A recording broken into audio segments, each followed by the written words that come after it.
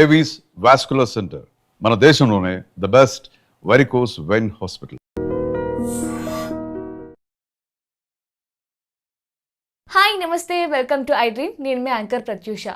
ప్రతి ఒక్కరు ఏదో ఒక రకమైన హెల్త్ ప్రాబ్లంతో బాధపడుతూ ఉంటారు. మనకు ఒక హెల్త్ ప్రాబ్లం రాగానే మనం వెంటనే ఇంగ్లీష్ మందులకు వెళ్ళిపోతూ ఉంటాం. అంటే వేలు లక్షలు ఖర్చు పెట్టి అలాంటి ట్రీట్మెంట్ తీసుకోవడం కంటే మన తాతలు ముత్తాతల కాలం నుంచి ఉండేది ఆయుర్వేదం. సో ఆయుర్వేదంలో ఒంటింటి చిట్కాలకి కేర్ ఆఫ్ అడ్రస్ అయిన 35 years ఎక్స్పీరియన్స్ ఉన్న డాక్టర్ చిట్టిబొట్ల మధుసూదన్ శర్మ గారు మనతో ఉన్నారు. సో సార్తో మాట్లాడి మరి నిమిషాలు తెలుసుకుందాం. నమస్తే సార్. నమస్తే. ఎలా ఉన్నారు సార్? మీరు ఎలా ఉన్నారు? చాలా బాగున్నాను సార్. సార్, ఈ మధ్య కాలంలో చాలామంది కామెంట్ చేస్తున్నారు ఏంటంటే పక్షవాతం గురించి అడగండి సార్ని అని. సో దాని గురించే మాట్లాడదాం సార్. చాలామంది కూడా మనకి పెరాలసిస్ ఎక్కువగా కనిపిస్తుంది. సార్, అసలు ఎందుకు వస్తుంది అంటారు పెరాలసిస్? పక్షవాతం, దీన్నే పక్ష ఆఘాతం అంటారమ్మా. వేలాది సంవత్సరాల క్రితమే మన మహర్షులు వారి ఆయుర్వేద వైద్య గ్రంథాల్లో పక్షాఘాతం అనేటువంటి పేరుతో ఈ యొక్క వ్యాధిని గురించి ప్రస్తావించి చక్కటి చికిత్సా విధానాన్ని గురించి కూడా తెలియజేయడం జరిగిందమ్మా. పక్ష ఆఘాతం, పక్షం అంటే హాఫ్ ఆఫ్ ద బాడీ, ఆఘాతం అంటే డ్యామేజ్ కావడం. సో మెదడులో వివిధ రకాలైన కారణాల రీత్యా డ్యామేజ్ కావడం చేత ఆ యొక్క ప్రభావము బాడీలో సగభాగం ఇబ్బంది పడేటువంటి పరిస్థితి ఏదైతే ఉందో దాన్ని పక్ష ఆఘాతం అంటారమ్మా. దీన్నే పెరాలసిస్, హెమిప్లీజియా ఇలాంటి రకరకాల పేర్లతో పిలుస్తుంటారమ్మా. ఈ పక్షవాతము లేదా పక్షాఘాతము లేదా హెమిప్లీజియా లేదా పెరాలసిస్ అనేటువంటి వ్యాధి వచ్చేదానికి ప్రధానంగా 2 రకాలైన కారణాలు. మెదడులో రక్తనాళాలో రక్తం గడ్డగట్టడం ప్రధానమైన కారణమ్మా. అంటే 100 మంది పక్షవాతం పేషెంట్స్ని గమనించినట్లయితే దాదాపు 80 మంది లేదా 90 మంది వరకు కూడా మెదడులో రక్తనాళాలో రక్తం గడ్డగట్టడం వల్ల పెరాలసిస్ వస్తూ ఉంటుంది. రెండవది రక్తనాళాలు చిట్టడం. ఈ రక్తనాళాలు చిట్టడం అనేటువంటి పరిస్థితి తక్కువ శాతం మందిలో ఉంటుందమ్మా. ఈ 2 కారణాల్లో ఏ కారణం వల్ల అయినా పక్షవాతం రావచ్చు. సో ఈ పక్షవాతం వచ్చినప్పుడు సర్వసాధారణంగా కొంతమందికి ముందస్తు ప్రాయంగా కొన్ని లక్షణాలు కనిపిస్తాయమ్మా. కొంతమందికే, అందరికి కనిపించాలని లేదనమాట. కనిపించవమ్మా. కొంతమందికి మాత్రము అంటే కొంచెం ఒక భాగము చచ్చుగా ఉండడము, తర్వాత స్పర్శ తగినట్టు ఉండడము, తర్వాత మిగతా వైపు భాగంతో పోలిస్తే మరొక భాగంలో ఆ చైతన్యం సరిగ్గా లేకున్నట్టు ఉండడము, తర్వాత మాట తడబడుతూ ఉండడము, కొన్నిసార్లు అలా తడబడుతూ ఉంటుంది, మళ్ళీ మామూలు అయిపోతుంది. ఒక్కొక్కసారి కొద్దిగా తలనొప్పి వస్తూ ఉండడము. ఈ విధంగా కొన్ని రోజుల పాటు ఇలాంటి లక్షణాలు కనిపించిన తర్వాత పక్షవాతం వచ్చేటువంటి పరిస్థితి కొంతమంది ఉండేట్లయితే కొంతమందికి ఉన్నటువంటి సడన్గా వచ్చేస్తుందమ్మా. సరే, ఎందుకు అంటారంటారు అలా? కొంతమందిలో లక్షణాలు కనిపించడానికి, కొంతమంది కనిపించడానికి అసలు ఏంటి? అదేమ్మా, వాళ్ళు చేసేటువంటి పొరపాట్లు, ఆహార విహారాల్లో చేసేటువంటి పొరపాట్లు, అదేవిధంగా ఈ షుగరు, బీపీ ఇలాంటి కారణాలు, తర్వాత ఈ వెయిట్, ఇలాంటివి అనేక రకాల కారణాలు. వీళ్ళు నియమితంగా ఆహారం తీసుకోకపోవడము, తర్వాత మానసిక ఒత్తిళ్లు, ఇలాంటి వివిధ రకాలైన కారణాల రీత్యా మెదడులో ఇలాంటి మార్పులు జరుగుతుంటాయమ్మా. దీనివల్ల లక్షణాలు అయితే ఈ పద్ధతిలో వస్తుంటాయమ్మా. కాబట్టి కొంతమందికి ఏంటంటే రాత్రి వరకు బాగానే ఉంటుందమ్మా, ఉదయం లేచేసరికి సడన్గా ఈ కాలు చెయ్యి కుడి భాగం కానీ ఎడమ భాగం కానీ మొత్తం చచ్చుబారిపోయేసి చైతన్య రహితం అయిపోతాయమ్మా. మాట కూడా తడబడిపోయేటువంటి పరిస్థితి ఏర్పడుతుంది. ఆ విధంగా కొంతమందిలో ఉంటుందమ్మా. కాబట్టి ఈ విధంగా కొంతమందిలో మొదట్లో సూచనప్రాయంగా లక్షణాలు కనిపించేటువంటి పరిస్థితి ఏదైతే ఉందో దీన్ని ట్రాన్సియంట్ ఇస్కీమిక్ అటాక్స్ అంటారమ్మా. Transient ischemic attacks. సో అది కొంతమందిలో కనిపిస్తుంది కాబట్టి వ్యాధి నిర్ధారణ కొంతవరకు ఊహించడానికి అవుతుంది. కానీ మరికొంతమందిలో సడన్గా ఈ పరిస్థితి వస్తుంది కాబట్టి మరి ఇంకా వచ్చినప్పుడు వెంటనే చికిత్స తీసుకోవడం మంచిది.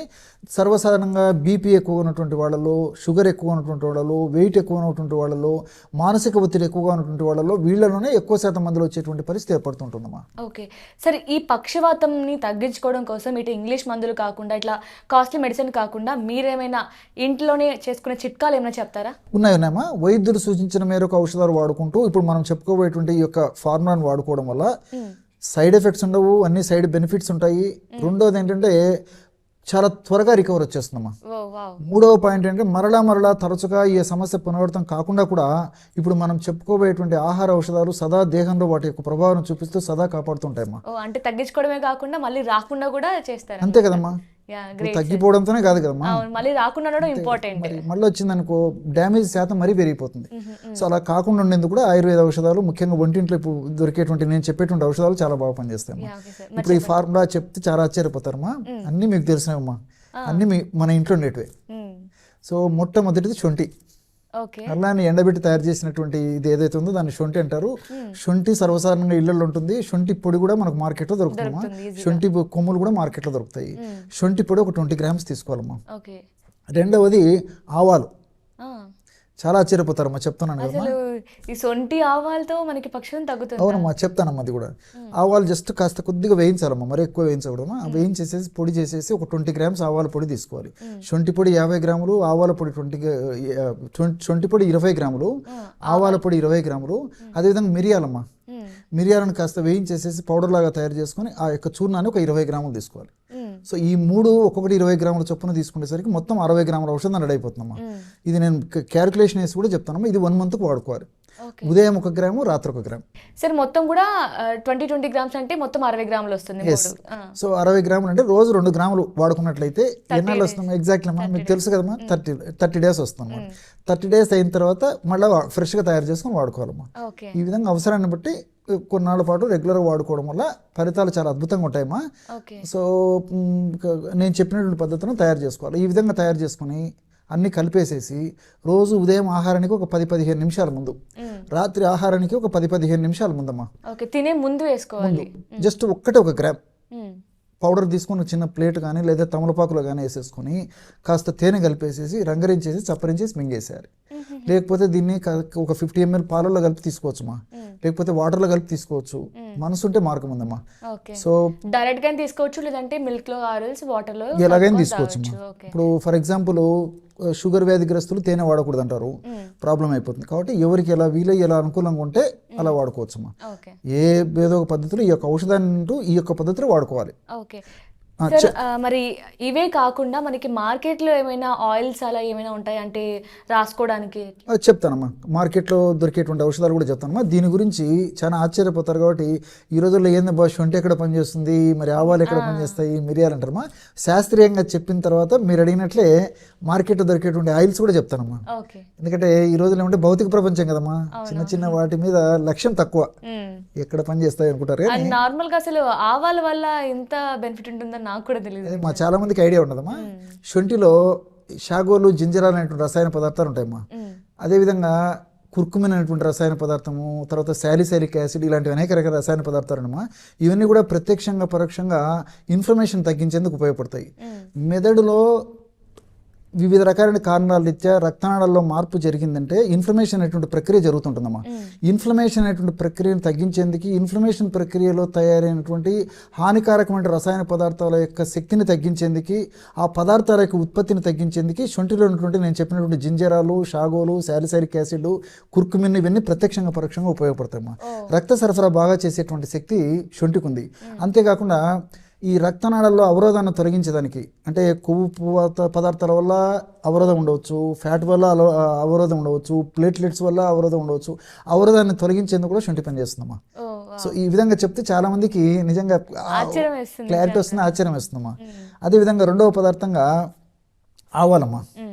సో ఆవాలలో ఐసోర్ హార్మినిటిన్ అని చెప్పేసి ఒక రసాయన పదార్థం ఉందమ్మా.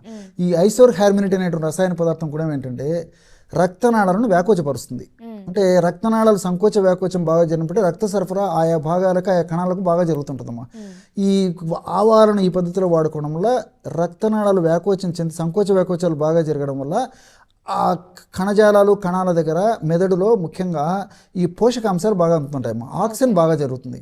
ఆక్సిజన్ బాగా అంది, పోషకాంశాలు ఎప్పుడైతే బాగా అందుతాయో అక్కడ అనారోగ్యమైన పరిస్థితి ఉండదు, ఉన్నప్పటికీ త్వరగా రికవర్ అయిపోతుంది.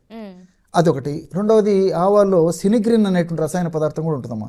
ఇది కూడా బెస్ట్ యాంటీ ఇన్ఫ్లమేటరీ ఏజెంట్. నేను ఇంతకుముందే చెప్పినాను, యాంటీ ఇన్ఫ్లమేటరీ అంటే ఇన్ఫ్లమేషన్ అనే ప్రక్రియ జరిగేటప్పుడు ఇలాంటి సమస్యలన్నీ కలుగుతుంటాయి.